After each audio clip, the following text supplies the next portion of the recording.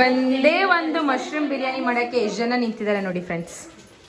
Time ಆಗಿಲ್ವಲ್ಲ, already 9:30 ಆಗಿದೆಯಲ್ಲ. ಅದಕ್ಕೆ ಏನು ಮಾಡ್ತಿದ್ರಮ್ಮ? ಮಶ್ರೂಮ್ ಬಿರಿಯಾನಿ ಇಲ್ಲ ಸಾರಿ, ಪಲಾವ್. ಹಾಯ್, ವೆಲ್ಕಮ್ ಟು ನಮ್ಮ ವ್ಲಾಗ್ಸ್. ಇವತ್ತಿನ ವ್ಲಾಗಲ್ಲಿ ನಾನು ದಿಢೀರಾಗಿ ಪ್ರಿಪೇರ್ ಮಾಡುವಂತಹ ಮಶ್ರೂಮ್ ಪಲಾವ್ ಬಗ್ಗೆ ಇನ್ಫಾರ್ಮೇಷನನ್ನು ಕೊಟ್ಟಿದ್ದೀನಿ. ಇದನ್ನು ಮಾಡಲಿಕ್ಕೆ ಬೇಕಾಗಿರೋ ಇಂಗ್ರೀಡಿಯೆಂಟ್ಸ್ ನೋಡೋಣ ಬನ್ನಿ. ಮೊದಲಿಗೆ ಬೆಳ್ಳುಳ್ಳಿ, ಚಕ್ಕೆ, ಲವಂಗ, ಹಸಿಮೆಣಸಿನ್ಕಾಯಿ, ಶುಂಠಿ, ಈರುಳ್ಳಿ, ಕೊತ್ತಂಬರಿ ಸೊಪ್ಪು ಮತ್ತು 4 ಟೊಮೊಟೊ. ಸೊ ಮೊದಲು ಇದನ್ನೆಲ್ಲವನ್ನು ನಾವು ಗ್ರೈಂಡ್ ಮಾಡ್ಕೋಬೇಕು. ಅಂದರೆ ಶುಂಠಿ, ಬೆಳ್ಳುಳ್ಳಿ ಮತ್ತು ಚಕ್ಕೆ, ಲವಂಗ, ಹಸಿಮೆಣಸಿನ್ಕಾಯಿ ಜೊತೆಯಲ್ಲಿ ಒಂದು ಕೊತ್ತಂಬರಿ ಸೊಪ್ಪು, ಟೊಮ್ಯಾಟೊ ಇಷ್ಟನ್ನು ಕೂಡ ಹಾಕಿ, ನಾವು ಈರುಳ್ಳಿ ಏನು ತೊಗೊಂಡಿದ್ದೀನಿ ಈರುಳ್ಳಿ ಇದನ್ನು ಕೂಡ ಹಾಕಿ ಫೈನ್ ಪೇಸ್ಟ್ ಮಾಡ್ಕೋಬೇಕು. ಸೊ ಯಾರೆಲ್ಲ ನನ್ನ ಚಾನಲನ್ನು ಸಬ್ಸ್ಕ್ರೈಬ್ ಆಗಿಲ್ಲ ಪ್ಲೀಸ್ ಸಬ್ಸ್ಕ್ರೈಬ್ ಮಾಡಿ. ಆ್ಯಂಡ್ ವಿಡಿಯೋ ಇಷ್ಟ ಆಗ್ತಿದೆ ಅಂದರೆ ಒಂದು ಲೈಕ್ ಕೂಡ ಕೊಡಿ. ಸೊ ಇದಿಷ್ಟನ್ನು ನಾವು ಒಟ್ಟಿಗೆ ಹಾಕಿ ಫೈನ್ ಪೇಸ್ಟ್ ಮಾಡ್ಕೋಬೇಕು. ಟೊಮೊಟೊ ನಾನಿಲ್ಲಿ 4 ಬಳಸ್ಕೊಂಡಿದ್ದೀನಿ. 1 ಕಟ್ ಪುದೀನ ಸೊಪ್ಪು ಕೂಡ ಹಾಕಿದ್ದೀವಿ. ಹೆಂಗಿದ್ದಾರೆ ಫ್ರೆಂಡ್ಸ್? ಇವ್ರಿಗೆ ವಿಡಿಯೋ ಅಂದರೆ ಭಯ ಫ್ರೆಂಡ್ಸ್. ಅದಾದ ನಂತರ ಒಂದು ಪಾತ್ರೆಗೆ ನಾವು ಸ್ವಲ್ಪ ಆಯಿಲನ್ನು ಹಾಕಿ ಬಿಸಿ ಆಗಲಿಕ್ಕೆ ಇಡಬೇಕು. ಸೊ ಆಯಿಲು ಮೆಷರ್ಮೆಂಟ್ ನೋಡ್ಕೊಂಡು ಹಾಕಿ, ನಾವಿಲ್ಲಿ ಒಟ್ಟಿಗೆ 15 ಜನಕ್ಕೆ ಮಾಡಿರೋದ್ರಿಂದ ನಾವು ಸ್ವಲ್ಪ ಜಾಸ್ತಿನೇ ಬಳಸ್ತೀನಿ. ಏನೇನು ಒಗ್ಗರಣೆಗೆ ಹಾಕಿದ್ದೀನಿ ಅಂತಂದರೆ, ಸೊ ಮೊದಲಿಗೆ ಬಾತೆಲೆ ಆಗಿರ್ಬೋದು, ಅನಾನಸು, ಮರಾಠ ಮೊಗ್ಗು, ಮಸಾಲ ಐಟಮ್ ಕಂಪ್ಲೀಟಾಗಿ ಕಸ್ತೂರಿ ಮೇಥಿ ಆಗಿರ್ಬೋದು, ಮತ್ತು ಕಲ್ಲು ಆಗಿರ್ಬೋದು, ಟೊಮ್ಯಾಟೊ, ಈರುಳ್ಳಿ ಜೊತೆಗೆ ನಾನಿಲ್ಲಿ ಪಲಾವ್ ಮಸಾಲ ಕೂಡ ಬಳಕೆ ಮಾಡ್ಕೊಂಡಿದ್ದೀನಿ. ಎಣ್ಣೆ ಕಾದಿದೆ. ಎಣ್ಣೆಗೆ ಕಾದ ನಂತರ ನಾವು ಎಲ್ಲ ಸ್ಪೈಸಸನ್ನು ಹಾಕ್ತಾ ಹೋಗಬೇಕು. ಮರಾಠ ಮೊಗ್ಗು, ಏನೇನು ನೀವು ರೆಗ್ಯುಲರಾಗಿ ಬಾತ್ಗೆ ಅಥವಾ ನೀವು ರೆಗ್ಯುಲರಾಗಿ ಮಸಾಲ ಐಟಮ್ ಏನೇನು ಬಳಕೆ ಮಾಡ್ತೀರ ಅದೆಲ್ಲವನ್ನು ಹಾಕೋಬೋದು, ಏನು ತೊಂದರೆ ಇಲ್ಲ.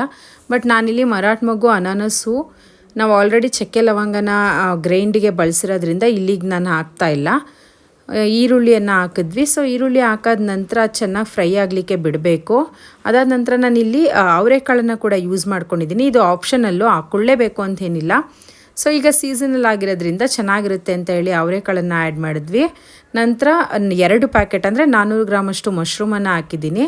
ಅದನ್ನು ಸ್ವಲ್ಪ ಫ್ರೈ ಮಾಡಿ ಅರಿಶಿನ ಹಾಕಿ ಚೆನ್ನಾಗಿ ಫ್ರೈ ಮಾಡಬೇಕು. ಅದು ನೀರು ಬಿಡ್ತಾ ಹೋಗುತ್ತೆ. ಜೊತೆಗೆ ರುಚಿಗೆ ತಕ್ಕಷ್ಟು ಉಪ್ಪು, ಅಂದರೆ ನಮಗೆ ಎಷ್ಟು ರಿಕ್ವೈರ್ಮೆಂಟ್ ಅಂತ ಫಸ್ಟ್ ಆ ಒಂದು ಮಶ್ರೂಮ್ಗೆ ಎಷ್ಟು ಅವಶ್ಯಕತೆ ಇದೆಯೋ ಅಷ್ಟು ಹಾಕಿ, ಅದಾದ ನಂತರ ನಾವು ರೈಸಿಗೆ ಹಾಕೋಬೋದು. ನೆಕ್ಸ್ಟ್ ನಾವಿಲ್ಲಿ ಟೊಮೆಟೊವನ್ನು ಕೂಡ ಆ್ಯಡ್ ಮಾಡಿದ್ದೀವಿ. ನಂತರ ರುಬ್ಬಿರೋ ಪೇಸ್ಟನ್ನು ಹಾಕಬೇಕು. ಅದು ಚೆನ್ನಾಗಿ ಆಯಿಲ್ ಬಿಡೋವರೆಗೂ, ಈ ಒಂದು ಟೈಮಲ್ಲಿ ಚೆನ್ನಾಗಿ ಆಯಿಲ್ ಬಿಡೋವರೆಗೂ ಅದನ್ನು ನಾವು ಫ್ರೈ ಮಾಡ್ತಾ ಹೋಗಬೇಕು. ಅದಾದ ನಂತರ ಅದಕ್ಕೆ ಮಸಾಲ ಪೌಡರ್ ಏನಿದೆ ಅದನ್ನು ಕೂಡ ಆ್ಯಡ್ ಮಾಡಿ ನೋಡ್ಬೋದು ನೀವಿಲ್ಲಿ ಅದು ಎಷ್ಟು ಮಟ್ಟಿಗೆ ಆಯಿಲ್ ಬಿಟ್ಟಿದೆ ಅಂತ ಹೇಳಿ. ಅದು ಮಸಾಲ ಏನು ಸ್ಮೆಲ್ ಇದೆ ಅದೆಲ್ಲ ಹೋಗೋವರೆಗೂ ಚೆನ್ನಾಗಿ ಫ್ರೈ ಮಾಡಬೇಕು. ನಮ್ಮ ಕಡೆ 1 ಸೇರಿಗೆ 4 ಪಾವು, ನಿಮ್ಮ ಕಡೆ ಎಷ್ಟು ನೋಡಿ ಗೈಸ್, ಇವ್ರ ಕಡೆ ಮಾತ್ರ 1 ಸೇರಿಗೆ 4 ಪಾವು ಅಂತೆ, ನಮ್ಮ ಕಡೆ ಎಲ್ಲ 1 ಸೇರಿಗೆ 5 ಪಾವು. ಏನು ಹಿಂಗೆ ಅಲ್ಲಿ ನೋಡ್ಬೋದು ನೀವಿಲ್ಲಿ ಎಷ್ಟು ಚೆನ್ನಾಗಿ ಅದು ಆಯಿಲ್ ಬಿಟ್ಟಿದೆ ಅಂತ ಹೇಳಿ. ಸೊ ಮಸಾಲೆ ಚೆನ್ನಾಗಿ ಬೆಂದಿದೆ ಮತ್ತು ಮಶ್ರೂಮ್ಗೂ ಕೂಡ ಹಿಡ್ದಿದೆ. ಸೊ ನೆಕ್ಸ್ಟ್ ನಾವು ಇದಕ್ಕೆ ಸ್ವಲ್ಪ ಧನಿಯಾ ಪೌಡರ್ ಜೊತೆಗೆ ಮೊಸರನ್ನ ಕೂಡ ಆ್ಯಡ್ ಮಾಡಿದ್ದೀನಿ.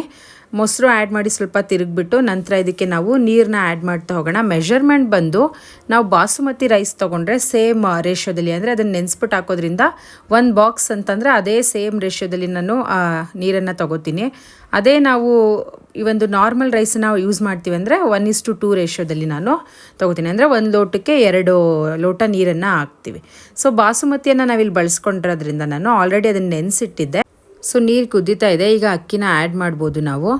ನೋಡಿ ಯಾವ ಥರ ಪಂಗ್ತಾ ಇದೆ ಅಂತ ಹೇಳಿ. ಸೊ ಫೈನಲಿ ಮಶ್ರೂಮ್ ಪಲಾವ್ ಸವಿಯೋಕ್ಕೆ ಸಿದ್ಧ ಆಗಿದೆ ವಿತ್ ರೈತಾ. ಟೇಸ್ಟ್ ಅಂತೂ ತುಂಬಾ ಚೆನ್ನಾಗಿ ಬಂದಿತ್ತು. Please subscribe my channel and thanks for watching my video. Thank you.